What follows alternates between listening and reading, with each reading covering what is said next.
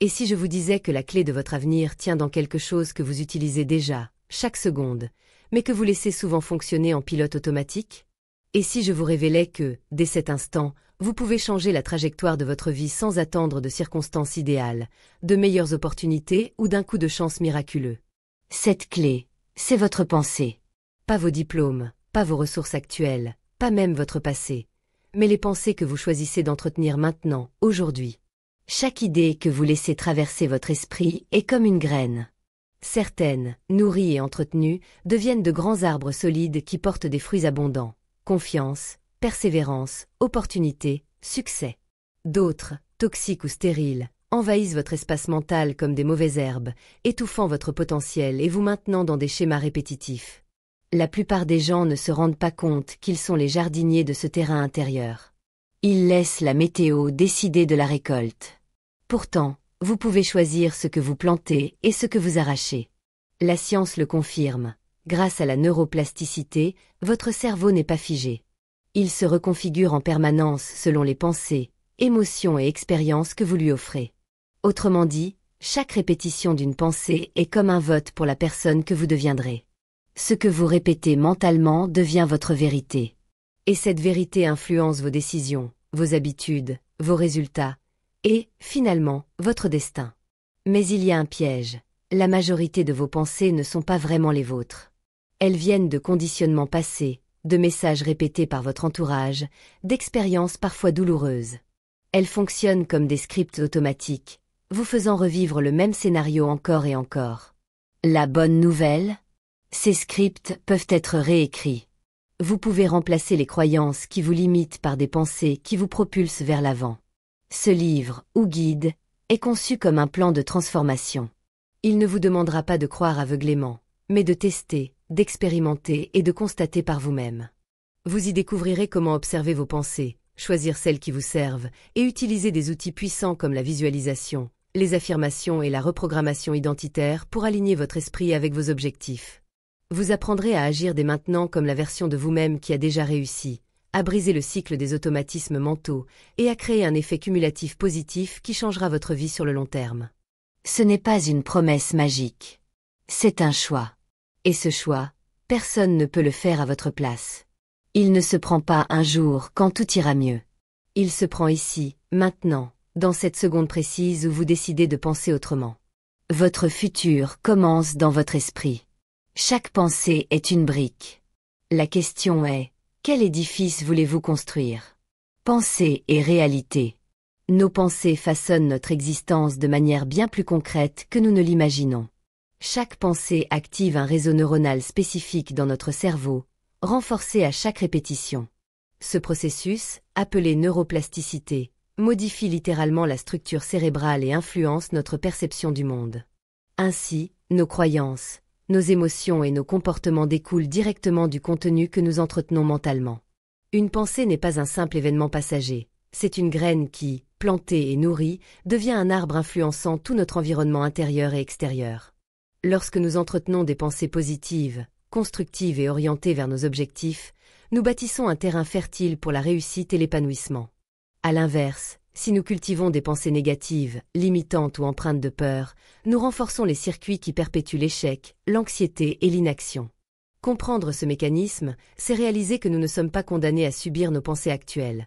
Nous pouvons, par choix conscient, sélectionner celles qui nous servent et laisser mourir de faim celles qui nous freinent. Cette prise de conscience est le point de départ de toute transformation durable.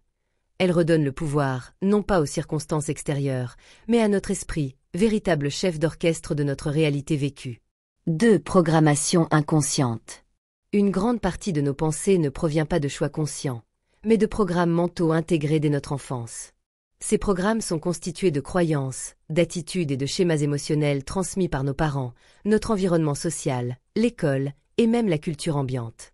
Ils fonctionnent comme un système d'exploitation invisible qui influence nos réactions, nos décisions et notre vision de nous-mêmes, souvent sans que nous en ayons conscience.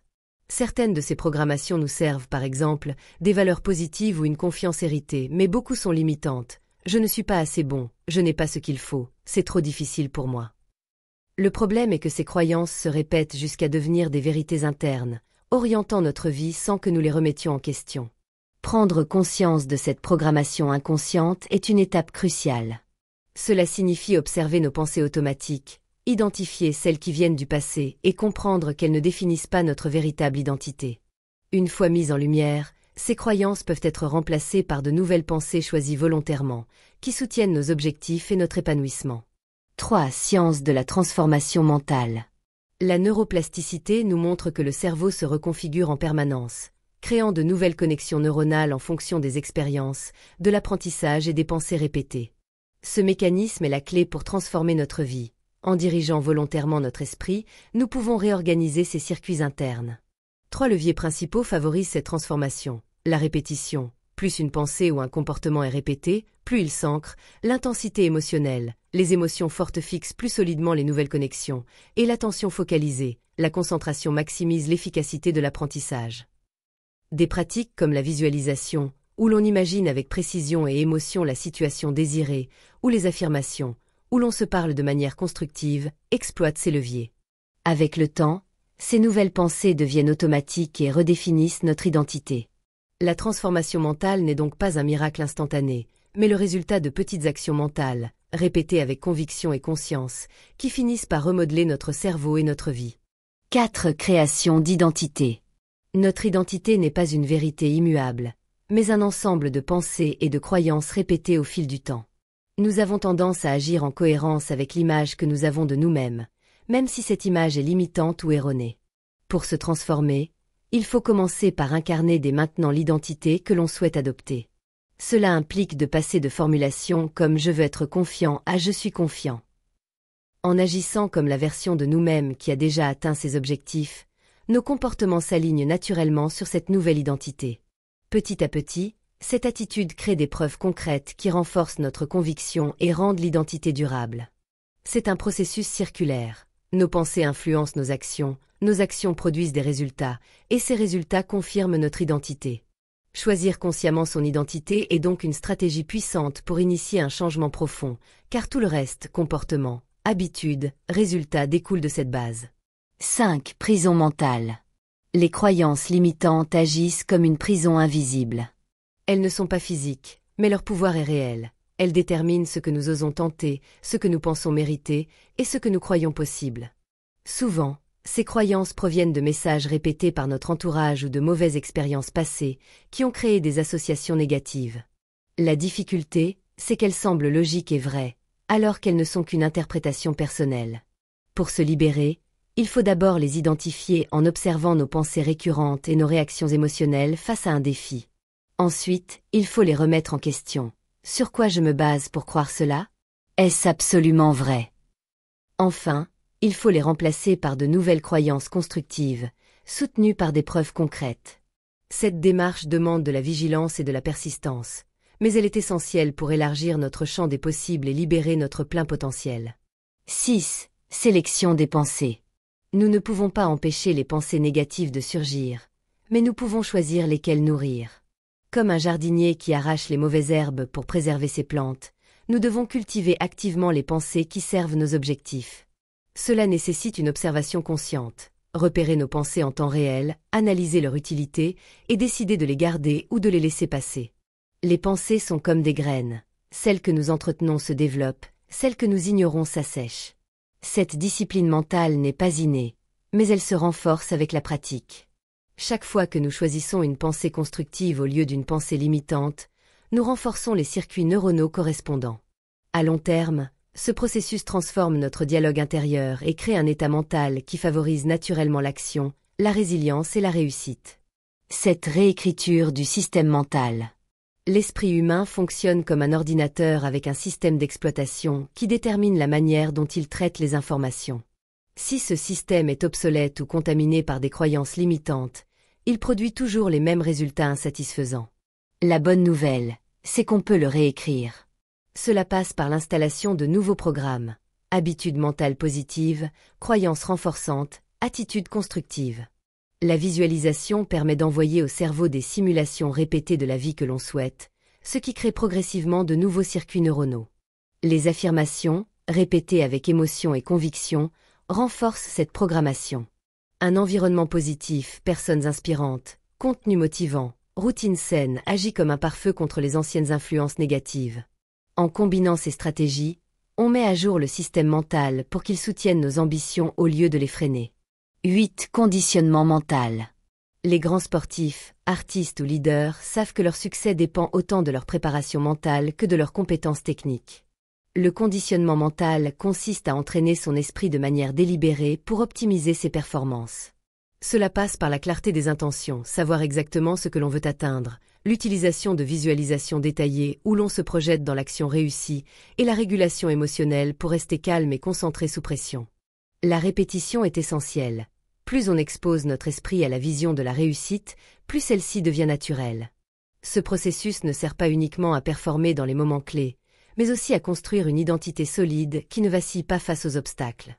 Avec un conditionnement régulier, l'esprit s'habitue à envisager le succès comme une évidence et prépare le corps et les décisions à le concrétiser. 9. Briser la pensée automatique. Notre cerveau aime l'efficacité. Il crée des pensées automatiques pour économiser de l'énergie. Mais si ces pensées sont négatives ou limitantes, elles deviennent des pièges invisibles qui orientent nos comportements vers l'échec ou la stagnation. Briser ce cycle demande de cultiver la pleine conscience, c'est-à-dire la capacité à observer ses pensées sans s'y identifier. Lorsqu'une pensée automatique surgit, il faut créer un espace entre le stimulus et la réponse, puis insérer délibérément une pensée alternative qui ouvre de nouvelles possibilités. Par exemple, remplacer « je n'y arriverai jamais » par « je vais trouver comment y arriver ». Cette habitude interrompt la boucle négative et installe progressivement de nouvelles réponses mentales qui favorisent l'action et la confiance. 10. Effet cumulatif des pensées. Chaque pensée renforce ou affaiblit certains circuits neuronaux.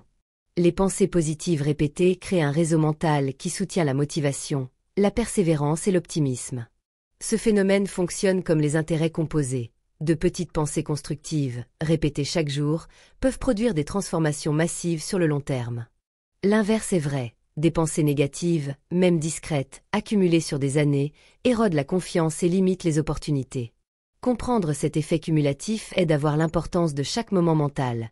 Chaque pensée est un vote pour le type de personne que nous devenons. Cela met l'accent sur la régularité plutôt que sur l'intensité ponctuelle. 11. Protocole de création de réalité. Changer sa vie peut sembler abstrait, mais cela devient concret avec un protocole clair.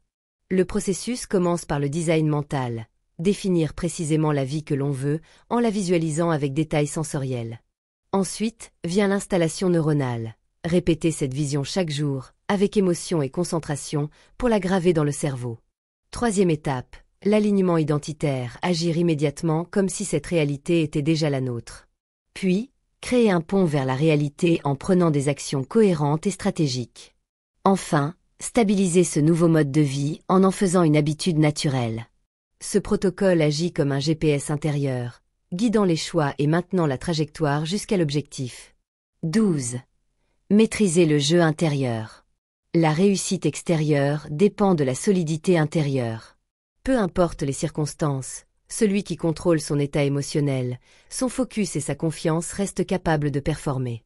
Maîtriser le jeu intérieur signifie apprendre à rester centré, à gérer les émotions fortes et à ne pas dépendre de facteurs externes pour se sentir motivé.